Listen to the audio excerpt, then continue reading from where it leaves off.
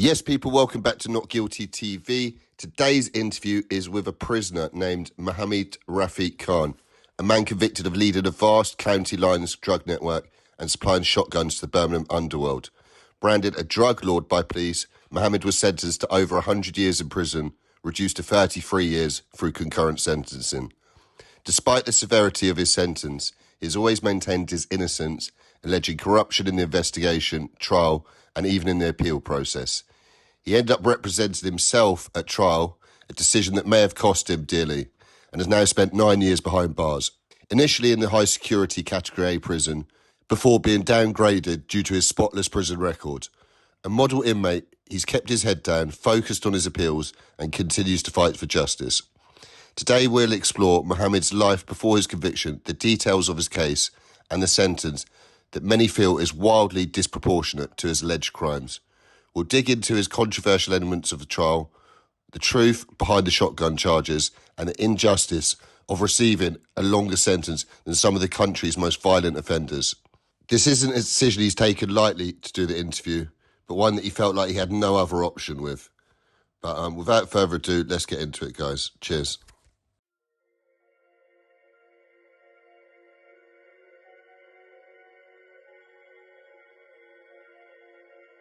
I'm absolutely fucking embarrassed. It is not by no means no badge of honor. I'm embarrassed by these fucking slogans that these have been branding me with. They've been saying that I've been buying guns and I've been selling them to other gangs. They ain't got fuck all.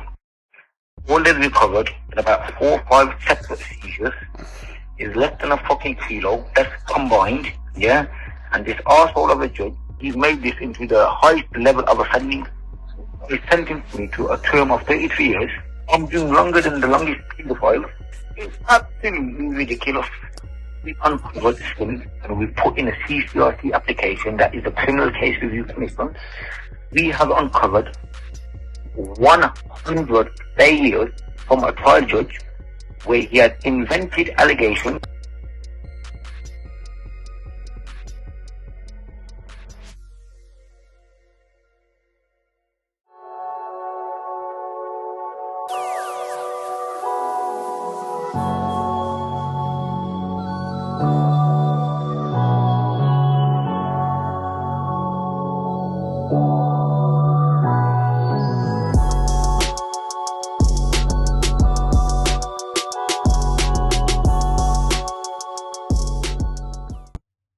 Also logged and recorded and may be listened to by a member of prison staff. If you do not wish to accept this call, please hang up now. Yes, brother. Yeah, okay then. You do you and then fire away, mate. Tell me a little bit briefly about your life before this in Birmingham, what you were up to, who you were, what sort of character you were. I've never been convicted of anything before. I've never been violent to anyone. I'm a bit of a pacifist, you know, and if you understand what that means. I don't really like confrontations. In terms of what was I doing for earning a living, I was just looking for a job, and I was doing a bit of side dealing in terms of, you know, just a bit of money lending, just trying to get by. Nothing major, obviously, for my brother. I just had a good bit of social circle. I will say though, my social circle were basically involved in a lot of like criminality and that. But that is obviously no hidden issue. It's plain to see everyone I was out there. And what sort? Were they some serious, like, organised criminals, or were they just... No Pablo Escobar shit, the way these have made it out to be.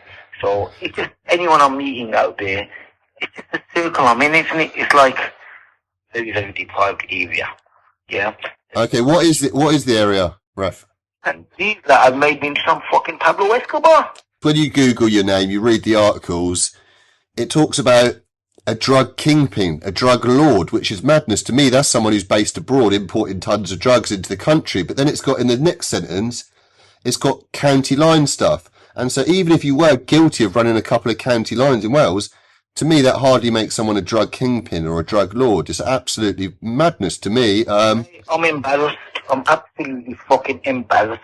It is not by no means no badge of honor. I'm embarrassed by these fucking slogans that these have been branding me with. They ain't got fuck all. All they've recovered in about 4 or 5 separate seizures is less than a fucking kilo. That's combined, yeah? And this arsehole of a judge, forgive my language, my brother, yeah, he knows well, because judges don't just become judges overnight. They can work with the cases, barristers, and they work with different variety of cases. He knows exactly what the score is. He's made, basically saying that he's made this into the highest level of offending. I don't know what highest level of offending this is, because I told him, if this is the highest level of offending you've seen, you know what I mean? We need to just fucking call it a day, mate. It's absolutely ridiculous. And you know, in terms of the drugs then, were you caught in possession of these drugs, or in your properties or your cars or anything like this? I was not found with anything. Okay, and then in terms of, and so none of these guns or anything like this, because there's mention of 14 gun. I haven't been found with anything in my possession. I haven't been found with any gun. And can I tell you what's very, very interesting? They've been saying that I've been buying guns and I've been selling them to other gangs and everything. And despite me answering every single question in the interview and every single question in the witness box in my trial, I have not been asked at any moment for the last 8 years, who am I meant to have sold the gun to and how much I'm meant to have sold the gun to. Surely, if someone is getting so long for the supply of firearms, the first thing you're going to ask from a national security perspective is, Khan, where are these guns now? And there is absolutely no question, because they know it's all a false lie. So let's go to the actual day in question then, when you were arrested. Did you get arrested at a train station with 1,500 quid on you and 5 phones and a ticket to Dubai? Is that true? Things too, aside from the tickets to Dubai, but however, there was tickets were bought to go to Dubai, but I did not have them on. Gone for a train from New Street, Birmingham station, towards my apartment in mid-Wales, Foxter borderline.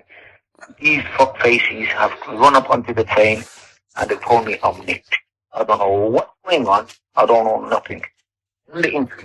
After the interview, when it comes to the magistrate court, they've spun a lie to the magistrate saying that I'm escaping. How could I be escaping if I don't even know if I've been fucking, if I'm wanted, I'm not even wanted. And so, in the interview, in order for them to charge you, what was their evidence that they said? Did anyone turn Queen's evidence? Anyone rat on you? Was there messages on phones? Was there surveillance of meetings where they've got you recorded? There must have been something. When I've gone into the interview, all they're telling me is basically X, Y, and Z have been nicked with X, Y, and Z. And basically, I'm the common link. And the case against me is basically this, that Mr. Khan is a guy who conducts crime at a distance away where he leaves no evidence. Basically, the absence of evidence is evidence in this case. They've given some fucking name that I'm some professional. I don't know what professionals they've been seeing, but they're calling me a professional. Yeah? You know what I mean? If I was a fucking professional, the way these are going on, I wouldn't be doing fucking county lines. And a professional ain't gonna be buying fucking rusty fucking shotguns. And I'm working with 10 fucking smackheads. So I don't know what fucking professional talk these are coming with, right, yeah? It's an absolute fucking joke.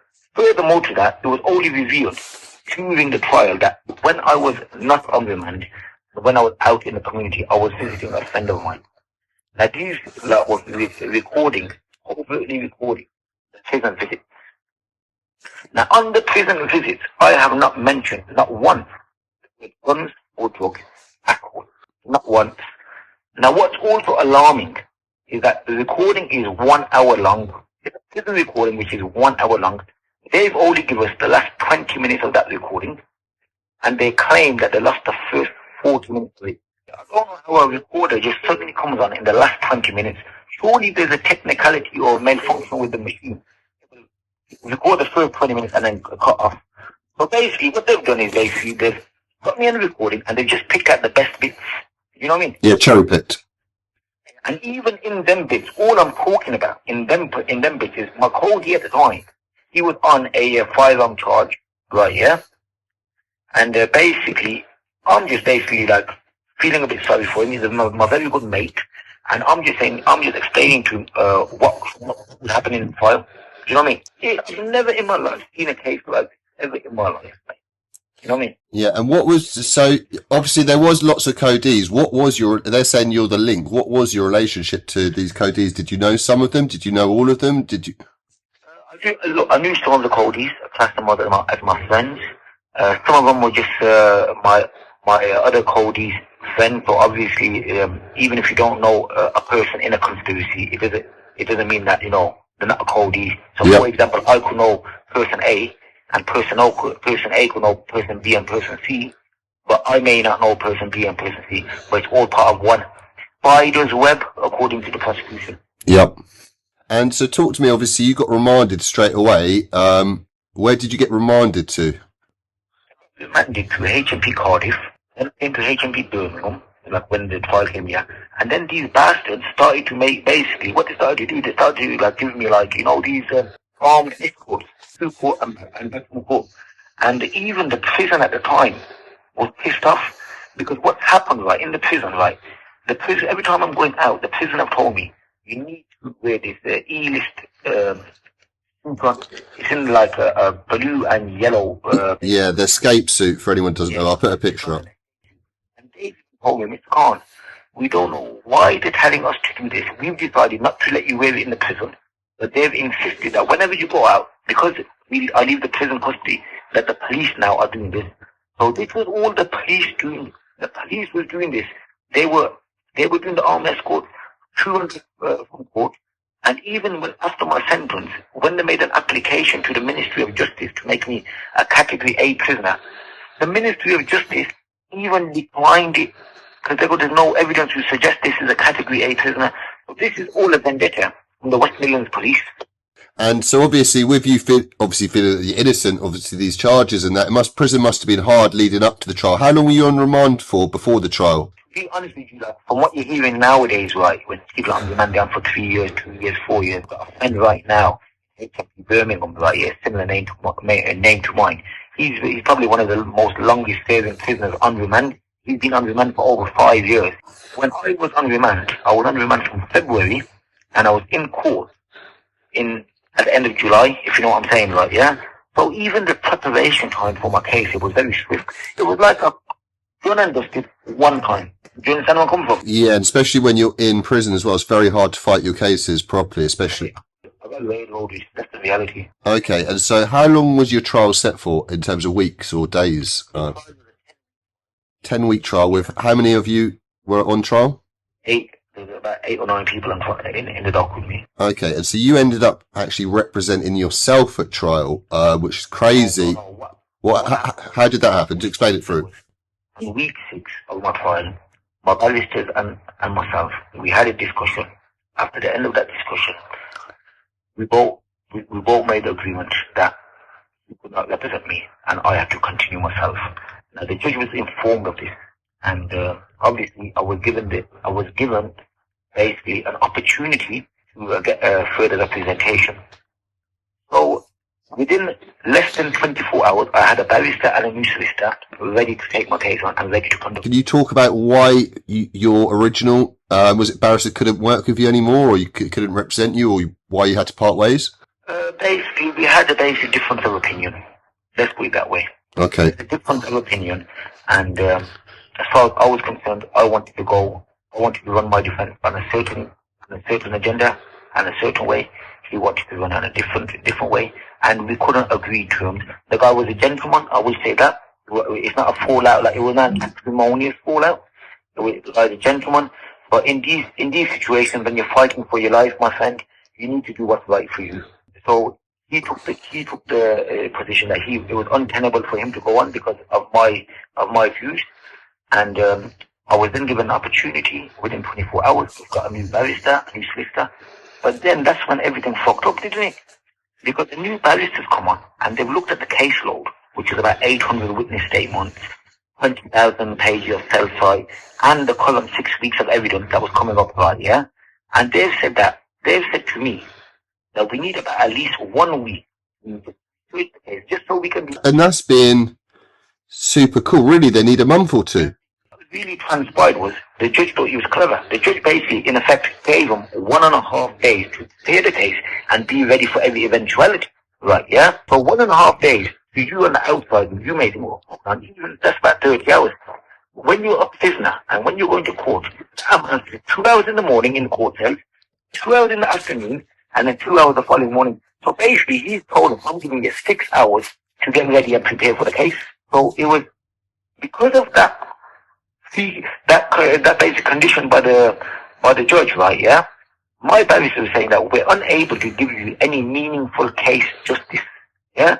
So they've now had to walk away, but they insisted that I wanted them, but because of the trial judges, terms and conditions, they were unable to do it. So he was just setting me up to fail. And the problem is with these lawyers is that they're actually liable if they don't provide the correct service for you. And obviously there's no way that they could provide the correct service with a day and a half preparation. Even with the 30 hours, there's no way that they could go through all of that. And then obviously if you didn't... My man's giving me 6 hours, and let's put it this way. If they jumped on board after 6 hours, they wouldn't have not been able to represent me properly, and I would have got found guilty, because how can you prepare for a case within 6 hours? Yeah, do you understand where I come from? Absolutely joke. There's so many authorities that have come out since, yeah, but people have had weeks and months.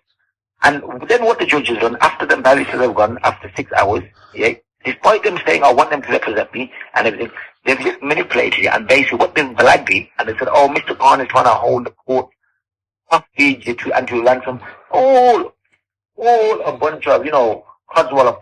And so obviously from the point, that must have been absolutely heartbreaking at the point where you couldn't even get legal representation. My head was gone. I can fully, without talking about myself, I was in a similar situation a couple of years back, and I think I had a nervous breakdown during the process. Can I just explain something to you? I was on suicide watch. Yep. Yeah? Every hour doing observation. While trying to fight a trial and representing yourself. I was going from one prison to another prison, because guess what? The DOA, because the police were making false allegations saying that motorbikes were following the van, yeah, which have now been found to be untrue, yeah. Yep. So this means anything to stitch me up, just on that trial process. There was also a riot in HMP Birmingham at the time on my wing when my trial was running. So I was also on a wing where basically the whole wing was vandalized and there was a riot going on. Right, yeah? And further to that, yeah, there was a report commissioned here which came out about the conditions of the wing when I was there, and it goes that basically this is not good for the Victorians, even in the Victorian times. This is what I'm facing. And the moment my barristers went, all the prosecution and everything, what they did was they opened up and they brought fresh allegations into the case which I've never ever heard of, and prison officers are coming in, giving evidence that I haven't heard of. All new witnesses coming in, and basically just done my down. Yeah, of course. You were set up to fail. So how did it actually go then these next 4 weeks? When you were representing yourself, it must have been just like foreign to you, didn't know what to do. What happened, which is, I've got an appeal man for the season. And it's not like you've had 10 trials before where you've got some sort of experience in the legal system. This is your first ever trial in your life. It's nuts. First ever trial. What we've uncovered since, and we've put in a CCRC application, that is the Criminal Case Review Commission, that we have uncovered 100 failures from a trial judge. His name is HHJ Simon Drew. I is not fit to be. This guy sentenced me to a term of 33 years. That was 8 years ago. When you consider sentence inflation, the fact that sentences increase on a year-by-year basis, I'm still serving longer than people, even with sentence inflation included on their behalf. I'm doing longer than the longest pedophiles. I have met people who are the biggest gangsters, the global drug barons, and the only thing different between me and them is I'm doing longer than all of them. And I'm thinking, what an injustice is this?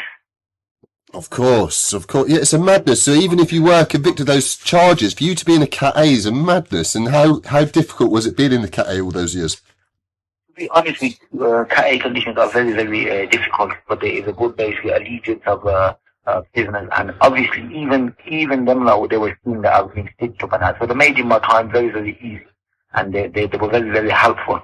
I was even witnessing terrorist suspects, which I was doing longer than. And I was doing longer than pedophiles, rapists. It is absolutely shocking. The A system is a very, very good system in terms of like unity. There's some awful stories coming out of there in terms of injustices and miscarriages of justice. I mean, you've got people there for 25 years who could have been out 15 years ago, but they're not out because they haven't admitted to their offense.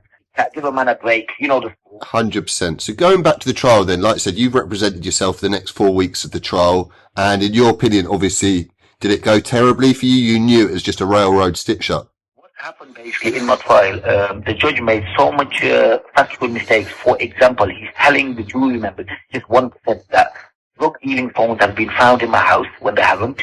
He's telling jury members that cash has been found in my house when they haven't. And when witnesses have come on the stand and they've said basically that I've got no involvement in drugs or I haven't mentioned the word drugs to them, he's telling the jury members opposite. The guy is, the evidence of the officers, he's also manipulating and bending. And this is all in a big document that has been sent to the CCRC. So it's not as if, like, I'm just like pulling it out of a cloud and just telling you any random thing. Also, furthermore, we've got prison officers coming into the court case from HMB Birmingham, saying that they found mobile phone chargers in my house and saying that I've been in the cell. There being not a single form or intelligence note of this. It's absolute make-believe. They've come in and they've just basically shafted me left, right and centre. Mate, I couldn't do that. Obviously, at the end of the trial, you know it's gone terribly. And how long were the jury out for then before they found you guilty? This is a very disturbing thing, you see, because the day we got tried, they were out for a few days. And on the day when we was getting found, when the verdict came in for a few of us, on that morning in particular, I remember driving, being in the van, the police driving us to court.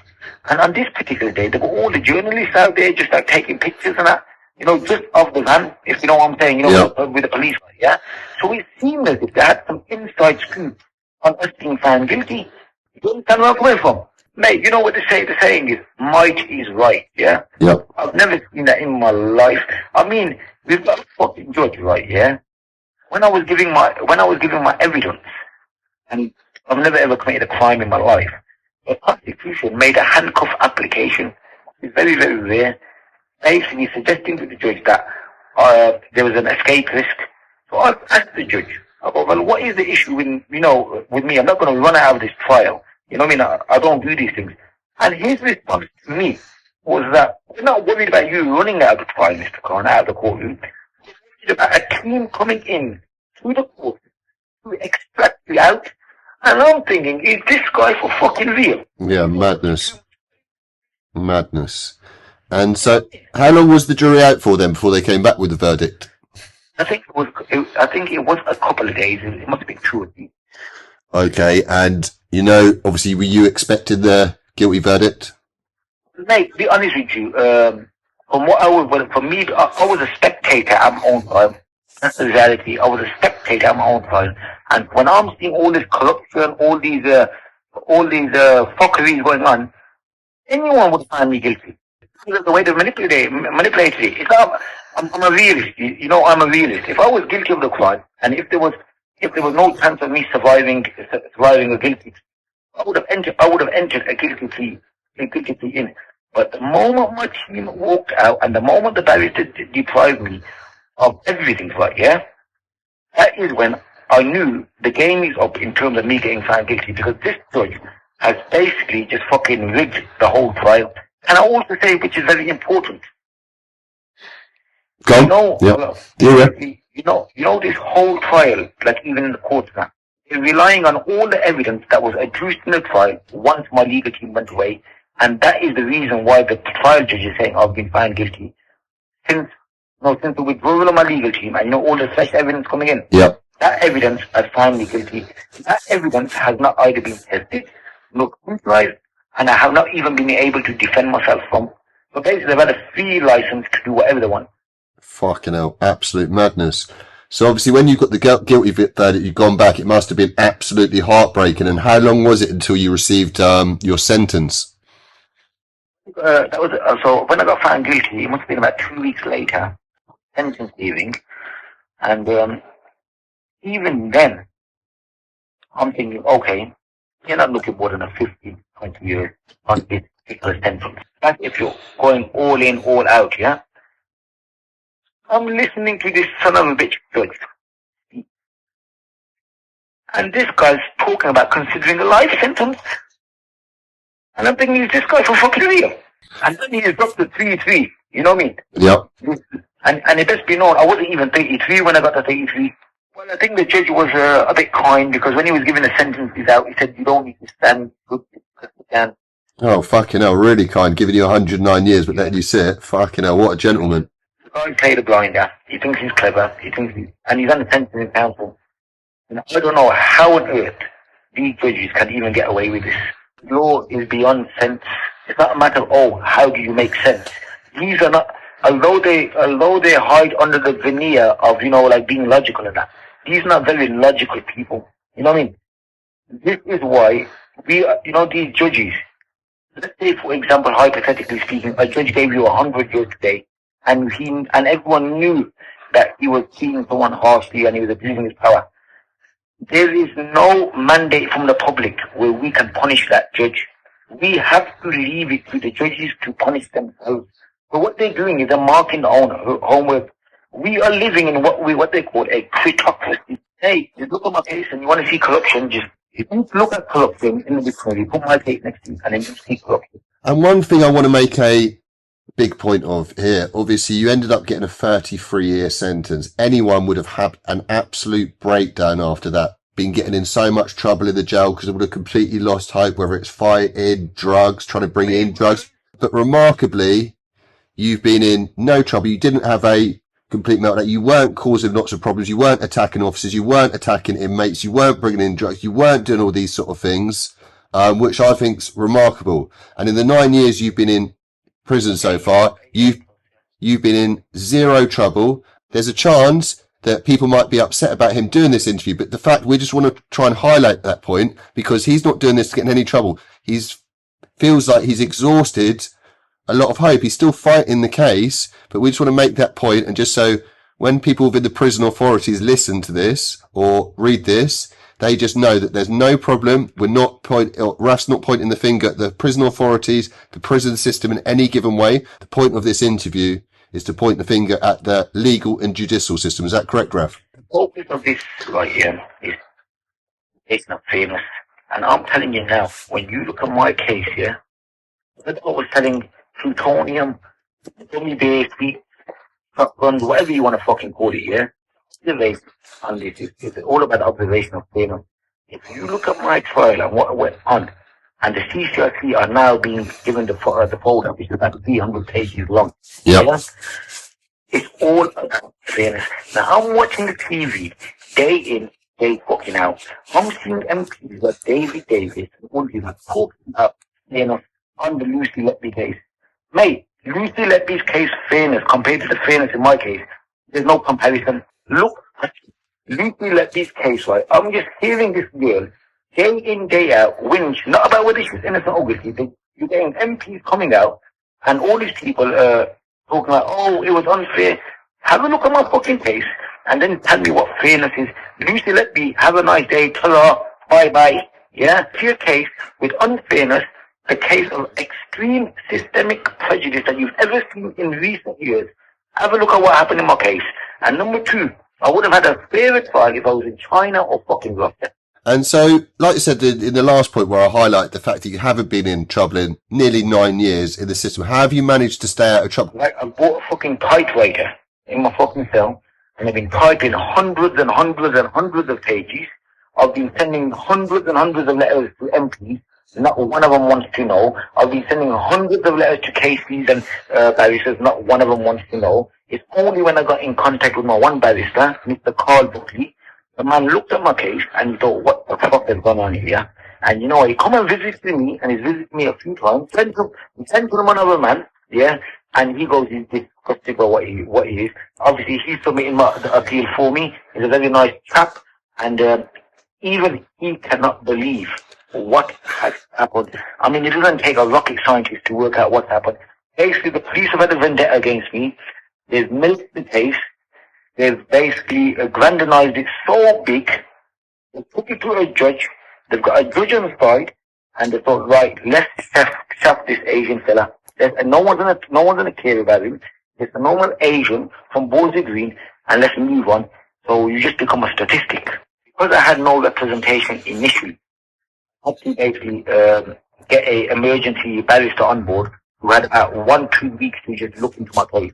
Yeah. He fucked up appealing, which I've only discovered after 8 years of studying the legal law myself. Initially, because I had no knowledge of the law, I actually thought, this document looks kind of tasty. It's very good. Only when I started to do my own study in the library, reading and I thought, what on earth has this guy done? And he's put an appeal in, basically, saying I've had an unfair trial, but he hasn't mentioned any of the points. And also, at the time, he even advised me that he was not going to appeal the sentence. What I did was I appealed the sentence on my own, just by basically just mentioning it to the Court of Appeal judges. And what these guys have come back with is that basically, for the sake of completeness, the sentence is not manifestly excessive. So I'm thinking, sentences do I need to receive for it to be manifestly excessive if 33 years is not manifestly excessive? Yeah, it's excessive in anyone's mind. And I just said another thing. When I put an application for the sentence to be appealed, this was in 2018/19, the prosecution had the nerve to say to the judges that life sentence was still available. What the fuck is going on here? Absolute madness. So like you said, when you get sentenced, you get a chance to appeal the actual conviction and you get a chance to appeal the sentence. And both of them got knocked back. And so then what's your option at that point there? What was the next way of doing it? Obviously, I've had to now formulate further grounds and everything. And we've now gone to the CCRC. Yeah, so for people who don't know, that is the Criminal Case Review Commission, isn't it? That's right, but these that work at snail's pace themselves. All these institutions are not fit for purpose. It's impressive that they're trying to help people. You know what I mean? You don't need 2 years to look into my fucking case to know that it's fucked up. How many times have you been to the CCRC? We just put the application in about 2 months ago. Why did you not do it sooner? You're in a high security estate, yeah? And you're typing away and you're getting information. Right, it's very difficult to get. Like, I mean, I got some information once sent in from my family, right, yeah? And these fuckers put my fucking picture on the Birmingham Mail saying that I'm importing drugs. What the fuck's all that about? Get convicted of this? Did you get penalised for this? Because obviously we know you've had 9 years or close to without any problem. So what was the truth of this, Raf?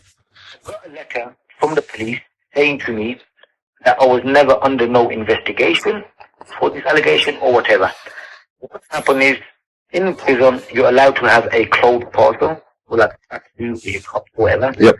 Now, a family member of mine has sent some clothes via the internet, JD Sports, into the prison. And at the same time, they've been sending me legal mail in terms of, you know, when you get new case laws and new decisions. And what's happened is, the prison have come to me and they've said to me, despite even giving me any nicking, despite giving me any interview or anything, they've said that they believe that I have contacted someone in the head office in JD Sports and I've told them to drench some clothes and send them into the fucking jail. I'm not being rude, mate, but do you think I'm some fucking petty dickhead that I'm gonna fucking be sending liquid into a fucking jail? It's embarrassing. Yeah, contacted JD head office or the head place. Come on now, it's ridiculous. But then the police have then said that they estimate the amount to be £500,000 worth of drugs, and they haven't even tested any of the items, and that's taken them about 2 years for them to even test and whatever. It's just basically a stalling mechanism. Yep. I was due to go to a different jail. So the police have basically invented this allegation. The police have then gone to the Birmingham Mail to put pressure. Yeah, that was my next question. How the fuck did it get to the paper? Like, it shouldn't have got to the paper. All of this, yeah, to basically try and keep me in the high security state for this to happen. This is all, you know, this is all the making of West Midlands Police, and they've just basically seem to have some vendetta. And furthermore, it may be wise to know that certain of them officers that were involved in this alleged drug case to the prison were the same officers involved in my case. So it seems that these do not want to let go. Yep, yeah, no, indeed. And so let's go on to the CCRC appeal. Give us a couple of examples of sort of the best points you feel that you've got in that are going to overturn your conviction. What points have you got? Is it just actual blatant mistakes in the trial, the closing statement, in the judge's statements? Like I've said, we've got about 100 mistakes in the summing up where the judge has invented, fabricated allegations. For example, this judge has told the jury members were there to decide whether I was the recipient of 10 shotguns on a certain day. Yeah? Yep. This judge has turned around and told the jury members that although they need to decide that in fact, he told them that I have taken delivery of 10 other guns on a previous week, but don't worry about but that's not part of the decision to make. So he's invented an allegation basically that I've picked up 10 further guns about a week before this. Now, since then, we've contacted the CPS for verification of this. And the CPS have confirmed to us that this allegation, they do not know where it's come from, and it's made up. Yeah. The judge has also lied about when witnesses have come and given evidence, and their evidence supports my case. He's told the jury the opposite. These can all be verified by the transcript. At the same time, during the trial, I saw the judge basically make a lot of mistakes, and I told the judge, look, you're lying here and you're making these mistakes. And he said to me, forgive me, Mr. Khan, I will remind the jury of all these points. He didn't remind the jury of no points. There is so much issues going on. It's unbelievable. Mate. Well, fucking hell, if it's actually a fair process, you sound like you've got a good chance. I'll tell you about the deficiencies and the defects in this trial, right? Yeah? Yep. Forget pulling in one documentary or a box set. This will be fucking season. Do you understand where I'm coming from? Yeah, of course. Game of Thrones. Yeah, of course. And so, like you said, you put in the CCCRC appeal a couple of months back. What's the normal? I'm sure you've got people in there who have also done this. What's the normal sort of result time? 6 months? Year? How long does it normally take? The moment you give them an appeal, they take 3 months to pick the appeal up. Looking at it. Then it could take up to a year. It could take 2 years. It could take 10 years. It could take 5 years. Fuck it out. Entirely up to them. I'm out of jail. Of course. And so have you got any message that you would like to send to the people at the CCRC at the moment then? All I'm saying to the CCRC, do not see my case as if it's just some go for that case. It's one of the most serious miscarriages of recent times in terms of fairness. Yeah? They expect them to get 1-2 people on it. We've given them everything in the appeal. Normally when you do an appeal, you make the CCRC go and investigate. You understand where I'm coming from? We've structured our appeal where we've referenced where all the bodies can be found, if you know what I'm saying. Yep. Yeah? We've told them, we've signposted them to every bit of deficiency. We've done the work for the CCRC. What they need to do is check yes or no and then just make a decision on it. So we just expect the CCRC to do their job expeditiously, efficiently, and as quickly as possible. Because I've been in here for about 8-something years. The way things are going, by the time they do their case, I'll be out in the community. You know, for people who think that this is all far-fetched, like I said, they were calling you a drug lord. You must have had mansions, you must have had supercars, you must have had crazy means. What is your message to people who find this a little bit far-fetched and they're not quite... Had mansions, show me where they are, because I would love to sit in a mansion. I haven't been into a mansion, but if you know which mansions I've got, let me know so I can have a nice day. The only mansion I've got is this cell I'm sitting in, which has got a toilet and a sink and a few Viva milk cartons. Yeah. Do you understand where I'm coming from? Yeah. That's the only mansion I know. If I was this fucking drug lord the way you lot are going on, right? Not you, these niggas. Yeah. You're going to be working for £15 a fucking week in jail. You work for £1.88 a fucking day. Do you understand what I'm saying? Cleaning fucking the landings. What the fuck kind of joke are these geezers on? And if you had the chance to speak to your trial judge or the prosecutors, what would you say to them? To be honest with you, I don't know what to say to them. I don't even want to see these guys. They are that despicable, yeah? They are that despicable people, right, yeah? Like, I don't really know, you know. I may have to answer that later on for you, but, you know what they say in the police station, innit? No comment, innit? Yeah, of course. Obviously, you don't want to do any more damage. You need the CCRC to look at it as fairly as possible and just try and right the wrongs of the past. And, what is your message for the public then, Raf? What would you like them to know? Look, whether people do crime or whether they don't, there's a process and a procedure to be followed. You've got in the current status quo with our judges is they are not following the process. They are going above and beyond the process. They are not following the procedure. And this is now gangsterism at its height from judges and from police officers. There is no separation, and if that is the case, there is no right or wrong. You need to have a proper clean system and a proper fair system. And what we've got is we ain't got this. And when you ain't got that, there's no respect. That's why there's no respect for the court. Because men are going up front to a fucking judge and they're just throwing the book at them, and they're not following the process, not following their own guidelines, and they know 9 times out of 10, half these guys are just going to do their sentence and get gone. They know 9 times out of 10 the Court of Appeal are not going to give a fuck about them. So they are working with impunity, and they know that even if they do make a mistake, fuck what's going to happen to them? There's no deterrent. There is no deterrent today for them to stop. Let people know that. And also another thing, right, yeah? Many people who get arrested, whether they're guilty or not guilty, they go to the prison, they go to the police, and they go to the courts with the expectancy that they can have a fair trial and everyone's going to play fairly. And it just ain't the case. Yep. It just ain't the case. So do not expect the police to be fair with you. You know what I mean? They are coming with all sorts of tactics. Even if you're fucking innocent, they don't give a fuck. The police are not there to take criminals off the road. All the police are there is a statistic game. The more arrests they get, the more money they get from the government. Yeah. That's what's going on. They don't give a fuck if you're innocent, if you're guilty, and that's the same with the Court of Appeal. The Court of Appeal are not there about guilt or innocence. The Court of Appeal are just there to observe that it's a safe conviction. It being a safe conviction is totally different from the defendant being guilty or innocent. Yes, people, we're going to leave it there for today, but part 2 coming soon where we're going to go into much more detail. And I know things might seem quite far-fetched, but if you want any more details of the case, when we can go into specifics, or want to see the appeal documents, please get in touch with me or Mohammed. Links below in the description box. And if you feel like you could assist in any way, please get in touch as well. But part 2 coming soon where we will break everything down and go into all the specifics of the trial and the case. But thanks for watching, guys, and please like, share and subscribe.